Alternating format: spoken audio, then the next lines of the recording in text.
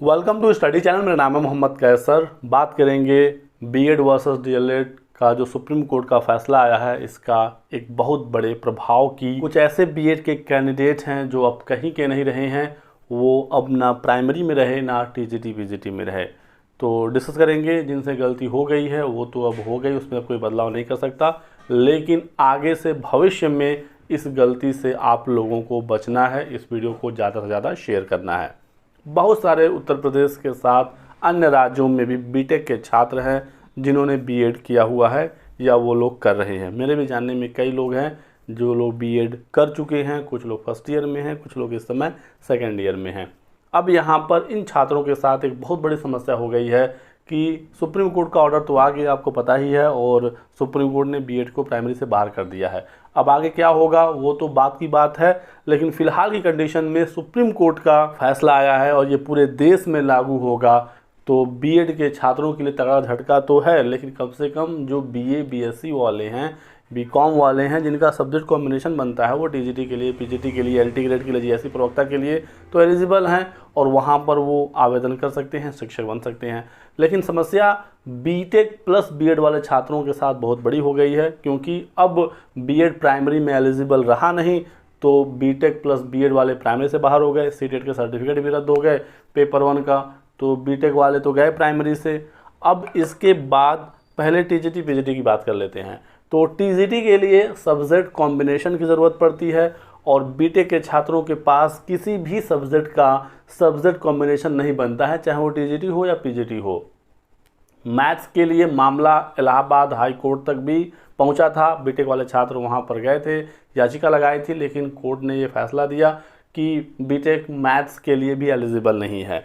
चूँकि टीजीटी के लिए उत्तर प्रदेश में सब्जेक्ट कॉम्बिनेशन 2 साल का मांगा जाता है, वो सब्जेक्ट अपने ग्रेजुएशन में 2 साल तक पढ़ा हो, बहुत जगहों पर 3 साल तक मांगा जाता है। अब बीटेक के साथ समस्या ये है कि वो मैथ्स 2 साल तक यानी अपने 4 सेमेस्टर में नहीं पढ़े होते हैं। 2 साल का मतलब 4 सेमेस्टर, 6 महीने का एक सेमेस्टर बीटेक में होता है। तो इस वजह से वो मैथ्स से बाहर हो गए। साइंस में भी ऐसी कंडीशन है, एसएसटी वगैरह तो वो पढ़ते नहीं हैं, हिंदी इंग्लिश तो पढ़ते नहीं हैं, तो टीजीटी और पीजीटी से ये बाहर हो गए।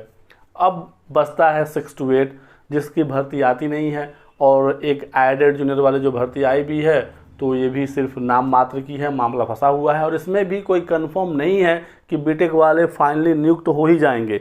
यहाँ पर भी 3 अलग अलग कैटेगरी की भर्ती है, एसएसटी है, लैंग्वेज है, मैथ साइंस है।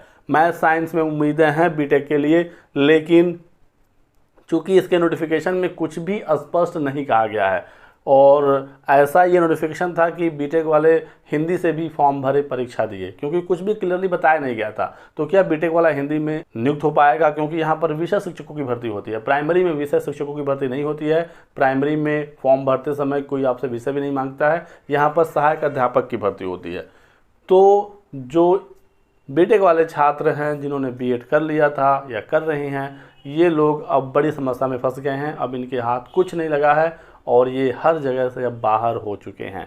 तो जिनसे गलती हो गई है अब तो उसमें कुछ कहा नहीं जा सकता, किया नहीं जा सकता, लेकिन आगे से बीटेक वाले छात्र यदि प्राइमरी में शिक्षक भर्ती का सपना देख रहे हैं, क्योंकि उन्होंने बीएड इसी वजह से किया होगा क्योंकि उनका सब्जेक्ट कॉम्बिनेशन तो बन नहीं रहा था। अगर कहीं उनको कोई गलत इन्फॉर्मेशन मिल गई होगी तो वो बात अलग है। तो यदि आपको प्राइमरी में शिक्षक बनना है तो बीटेक के बाद बीएड आपको नहीं करना चाहिए था, आगे से भी नहीं करना है, आपको डीएलएड करना है, क्योंकि बीटेक प्लस डीएलएड प्राइमरी में आराम से शिक्षक बन सकता है, क्योंकि यहाँ पर ग्रेजुएशन के सब्जेक्ट नहीं देखे जाते हैं।